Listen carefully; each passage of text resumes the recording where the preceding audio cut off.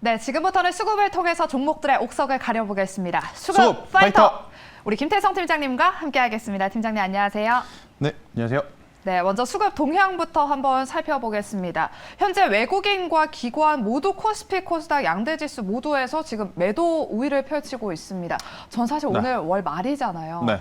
그래도 기관들이 6월 말이면 또 윈도우 드레싱이 있기 때문에 좀 담지 않을까 했는데 그래도 매도를 하네요.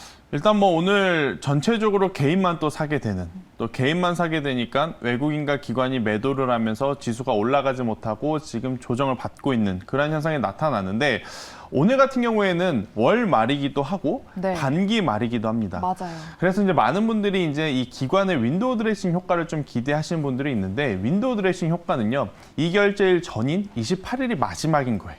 그러니까 그래요? 29일인 어제와 오늘은 윈도우 드레싱을 노리는 기관의 매수세가 들어오는 날이 아니다라는 거죠. 그래서 여러분들이 한번 차트를 놓고 흐름을 보면 이틀 전인, 그러니까 3일 전인 28일 날의 주가가 가장 좋았던 것. 그리고 어제와 오늘 같은 경우에는 기관의 매도세가 지금 나올 수밖에 없는 그런 시기적인 상황이다라는 이야기를 한번 드려보면서, 기관의 윈도우 드레싱 효과, 뭐 그 이후에 그러니까 하반기를 또 시작하는 날이라서 좀 기대를 한 부분이 없지 않아 있거든요.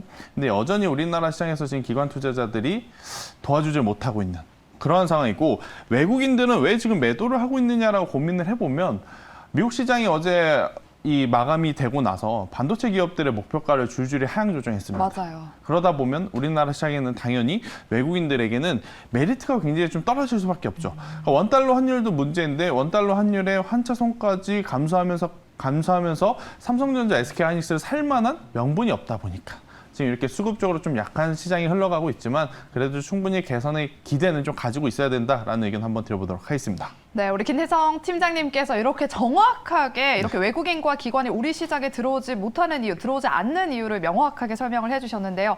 그럼에도 불구하고 외국인과 기관이 조금이라도 매수하고 있는 종목들을 살펴보면요.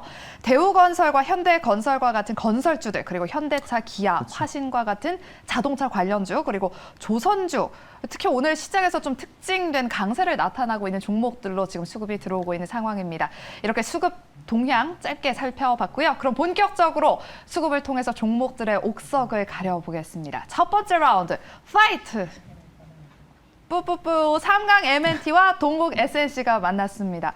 풍력 에너지로 좀 묶어볼 수가 있을 것 같은데, 이 두 종목의 차이점이 있다면요? 일단 최근에 이 재생에너지를 제외하고 시장을 논할 수는 없는 상황인 것 같아요. 기술주들이 좋지 못한 상황 속에서 많은 섹터들이 오르고 내리곤 하지만, 최근 들어 가장 강한 쪽이 신재생에너지, 그 안에서 이제 해상풍력 쪽이 이제 가장 강한 모습을 보이고 있기 때문에, 여러분들도 지금 이 대체에너지 기준으로 이 두 종목 충분히 관심 있게 보고 계실 것 같아요. 그래서 이제 삼강 M&T가 더 좋냐, 아니면 동국 SNC가 더 좋을 것이냐에 대한 고민을 충분히 하실 수 있을 것 같아서요. 이 두 기업의 차이점, 그러니까 어느 기업이 더 좋다라기보다는 이것은 아마 여러분들이 방송을 보시면서 좀 선택을 하셔야 될 것 같아요. 그래서 이제 삼강 M&T와 동국 SNC에 대한 이야기를 좀 한번 해보도록 하겠습니다. 네, 과연 우리 태성 팀장님께서는 어떤 종목을 조금 더 매력적으로 보시는지 승자 바로 공개해 주실게요. 네, 동국 SNC를 꼽아주셨습니다. 이유가 있을까요? 일단 수급이 먼저 좋아요. 수급이 더 좋아요. 그러니까 수급의 연속성 기준으로 봤을 때는 동국 SNC가 굉장히 좋다. 그것을 제외하고는 나머지 업황이라든지 기업의 성과는 두 기업 모두 좋습니다. 그런데 일단 해상풍력 기준으로 봤을 때 기초 부분이 있고 타워 부분이 있어요. 그러니까 기초 부분은 뭐냐면 해상 그 안에 들어가서 해저 케이블을 까는 그런 공사를 하는 쪽이 삼강 M&T. 네. 그리고 이제 그 위에 이 타워를, 우리가 알고 있는 그 풍력 타워를 설치하는 것이 이제 동국 SNC, 이렇게 좀 보시면 될 것 같은데, 일단 동국 SNC 같은 경우에는 당연히 풍력 에너지 수요에 따른 이 수혜를 받을 가능성이 굉장히 높습니다. 그러니까 두 가지 사업 부분이 있어요. 그러니까 풍력 쪽에 대한 사업 부분, 그리고 건설 쪽에 대한 사업 부분이 있는데, 풍력 쪽은 지금 제가 계속 말씀드리는 타워 부분을 갖고 있기 때문에 당연히 그에 따른 수주가 증가하고, 그렇게 된다면 실적에 당연히 이 긍정적인 요인이 될 수밖에 없다, 이렇게 좀 볼 수 있을 것 같고요. 그 안에 건설 사업 부분은 바로 이 풍력 단지를 조성하는 것을 이제 전문적으로 해요. 그러니까 이 풍력 에너지 수요가 사실 우리나라는 아직까지는 답보 상태입니다. 그런데 이제 가장 크게 매출을 내는 곳이 해외 쪽인데, 해외 풍력 단지는요 조그만하지가 않아요.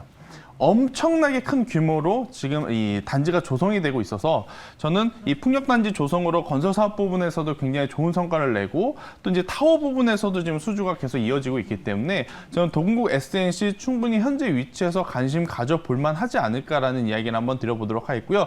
3강 MNT도 동국 SNC가 움직이면 같이 움직입니다. 그러니까 3강 MNT는 안 가고 동국 SNC만 가요. 혹은 동국 SNC만 안 가고 3강 MNT만 가요. 그럴 일은 거의 저는 희박하다라고 생각이 듭니다. 아마 차트를 보고 비교를 해보시면 여러분들이 더 잘 아실 것 같은데 저는 두 기업 모두 현재 위치에서 굉장히 긍정적으로 봐도 된다. 대신에 이제 동국 SNC를 제가 픽한 것은 기업의 좋고 나쁘고보다 수급의 연속성적인 부분을 체크해 봤을 때는 동국 SNC가 조금은 더 우세했기 때문이라는 의견 한번 드려보도록 하겠습니다. 네, 이렇게 동국 SNC가 수급적인 측면에서 조금 더 매력적이다라는 의견과 함께 이렇게 꼽아주셨는데요. 그렇다면 추가 상승이 가능하다면 어디 네. 정도까지, 한 목표가 어느 정도로 바라보면 일단 될까요? 오늘 쉬었기 때문에 더 매력적입니다. 아, 왜냐하면 이렇게 대량으로 계속해서 상승하는 구간에서 매수하기란 여러분들이 지금 시장도 좋지 않기 때문에 맞아요. 고민이 될 수밖에 없어요. 그래서 오늘 하루 혹은 내일 추가적으로 하루 더 쉬어도 저는 괜찮다라고 생각이 듭니다. 그래서 일단 오늘 종가 혹은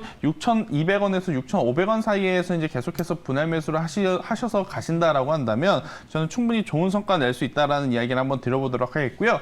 대신에 이제 손절가는 5,000원이라는 가격대가 이탈이 되게 되면 그때는 우선 피하자라는 의견 한번 드려보도록 하겠고 여기서 이제 상승을 한다라고 했을 때는 목표가는 10,000원 제시드려보도록 하겠습니다.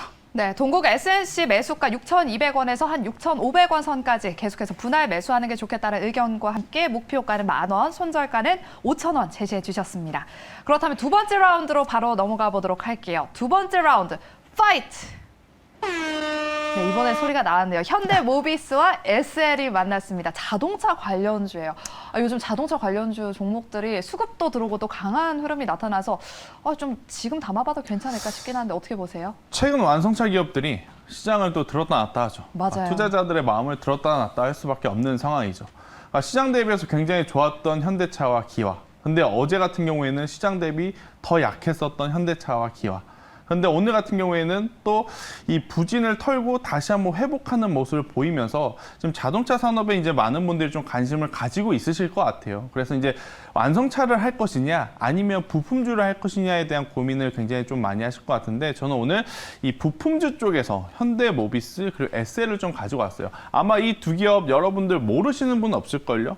계속해서 이제 언급됐었던, 그러니까 자동차 부품주 하면 가장 먼저 이제 올라왔었던 종목들이기 때문에 여러분들이 잘 아시겠지만 현재 기준으로 이 두 기업 중에 어떤 종목이 더 나을 것인가에 대한 고민을 좀 해보기 위해서 제가 이제 두 기업에 대한 이야기를 한번 드려보도록 하겠습니다. 네, 현대차와 기아의 상승 탄력을 필두로 해서 이렇게 모멘텀, 다음 수혜를 받을 수 있는 자동차 부품주는 무엇일지 승자 바로 공개해 주실게요.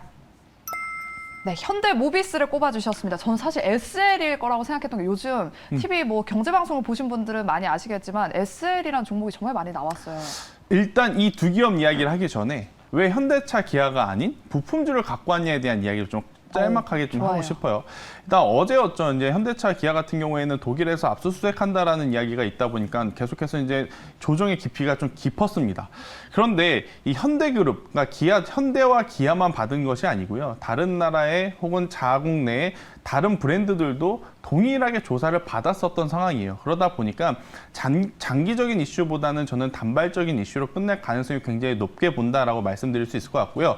다만 하나의 변수는 있습니다. 만약에 이 이슈가 내부 고발자에 의한 그러한 조사라고 한다면 이게 장기전으로 갈 수가 있는데 그렇지 않다라고 한다면 저는 단기적으로 좀 끝날 이슈가 아닐까라는 이야기를 한번 드려보면서 제가 방금 말씀드렸다시피 지금 완성차에는 이 불확실성들이 좀 많은 상황이죠. 그러다 보니까 현대차와 기아 관심 있게 보지만 굳이 매수해도 될까라는 꼬리표가 붙을 수밖에 없어요. 그래서 이제 저는 그에 따른 대안으로 부품주가 더 낫지 않을까라는 생각에 현대모비스와 SL을 가지고 온 것이고 그 중에서 이제 현대모비스를 제가 뽑은 것은 다른 것들은 다 여러분들이 알 것 같아요. 다른 것들은 다 알 것 같아요. 왜냐? 자동차 지금 수요 좋고 지금 유럽에서 태클 거는 이유 중에 하나가 뭐냐면 유럽 전체 시장에서 자동차의 파이는 좀 줄어들고 있어요. 그런데 역으로 현대차와 기아의 판매 대수는 늘어나고 있어요. 네. 그만큼 지금 위상이 높아지고 있고 제네시스라든지 전기차 브랜드의 판매 수요가 굉장히 늘어나고 있는 상황인데 제가 왜 SL보다 현대모비스를 더 중요하게 보냐면 바로 AS 이 제품도 납품을 하고 있기 때문에 그렇죠. 그러니까 새로운 자동차를 만들기 위한 새 제품뿐만이 아니고 AS를 위한 모듈까지도 지금 납품을 하고 있기 때문에 지금 중고차 시장도 굉장히 또 빠르게 커져가고 있어요. 그래서 이제 저는 그로 인해서 무조건 새 제품만 생산하는 것보다는 AS 모듈을 생산하는 것도 지금은 또 하나의 좋은 매출처가 될 가능성이 높지 않을까라는 생각이 들어서 현대모비스를 현재 위치에서 한번 관심 있게 보자라는 이야기 한번 들어보도록 하겠고요. 이 GMP 제가 좀 어려운 단어를 썼는데 쉽게 말해서 전기차입니다.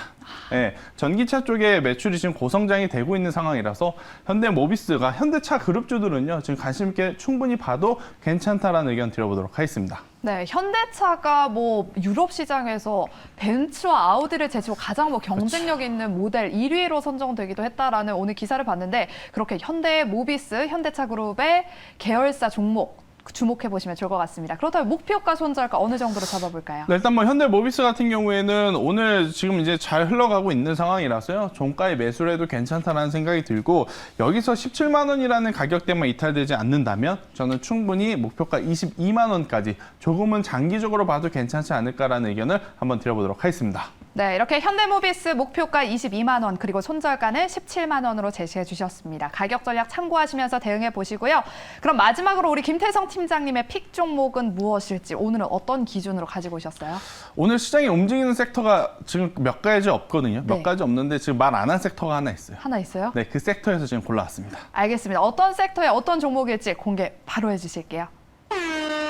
레고캠 바이오예요. 제가 제약바이오 쪽을 놓쳤네요. 네. 일단 오늘 시장 그렇게 이제 지수가 좋지 않음에도 불구하고 반도체 IT 혹은 기술주 혹은 이 전기차 시장을 좀 대처할 만한 섹터로서 제약바이오가 정말 지금 큰 힘을 내주고 있거든요. 뭐 아무래도 이제 그럼에도 불구하고 지금 지수가 좀 많이 내려가고 있는데 그래도 이제 시장 대비 굉장히 좋은 모습을, 그러니까 좋은 퍼포먼스를 보이고 있는 쪽이 최근에 보면 제약바이오, 그러니까 바이오시밀러 쪽을 대표해서 셀트리온 그룹주는 제가 여러 번 말씀드렸기 때문에 일단 그들 종목들보다 임상이라든지 기술 수출에 이제 관심을 두고 있는 기업들 중에서 하나를 좀 뽑아왔는데 저는 그 중에서 가장 유력한 게 레고캠 바이오라고 생각이 들어요. 아마 이제 지난주 저희가 수급파이터 시간에도 한번 체크를 했었다시피 수급 쪽으로도 굉장히 이제 관심 있게 보고 있는 종목이거든요. 그러니까 레고캠 바이오 같은 경우에는요, 기술 수출을 통해서 단기간에 엄청나게 큰 실적을 낼 수 있다라는 것. 그러니까 기술 수출이 가능하다라는 것은 이미 시장에서 기술력을 인정받았다라는 것을 또 의미하기 때문에 제약바이오의 가장 불확실적인 요소, 첫 번째 기술력, 두 번째 그로 인한 부실한 실적, 이것은 이제 모두 케어할 수 있는 그러한 기업인 상황이라서요. 레고캠 바이오 지금처럼 제약바이오에 관심이 좀 붙어줄 때 충분히 탄력적으로 움직일 가능성이 높다라는 의견을 한번 드려보도록 하겠습니다. 네, 그럼 레고캠 바이오 차트를 보니까 오늘 장대 양봉을 그리고 있는데 지금 들어가도 될까요? 아니면 좀 분할 매수해볼까요? 뭐 제약바이오의 장점이 뭐냐면 갈 때 더 간다라는 겁니다. 그래요? 그래서 저는 분할 매수보다 분할 매수하려고 기다리다 보면 오히려 이런 종목들은 못 살 수가 있어요. 왜냐하면 바닥에서 최근 들어온 거래량 중에 가장 풍부한 거래량이었고 지금 오늘 만약에 이제 추가적으로 상승을 하게 되면 이제는 더 이상 매수를 하고 싶어도 매수하기가 부담스러운 상황입니다. 그래서 저는 차라리 오늘 종가에 매수를 하시면서 가져가는 게 가장 좋지 않나라는 생각이 들고요. 여기서 올라가게 된다면 저는 6만 원이라는 목표가 대신에 밀리게 된다면 3만 5천 원이라는 손절가를 제시드려 보도록 하겠습니다. 네, 이렇게 오늘 김태성 팀장님의 픽 종목은 레고캠 바이오입니다. 목표가는 6만 원, 그리고 손절가는 3만 5천 원으로 대응해 보시기 바랍니다. 이렇게 김태성 팀장님과 함께 수급을 통해서 종목들의 옥석을 가려봤습니다. 오늘 말씀 고맙습니다.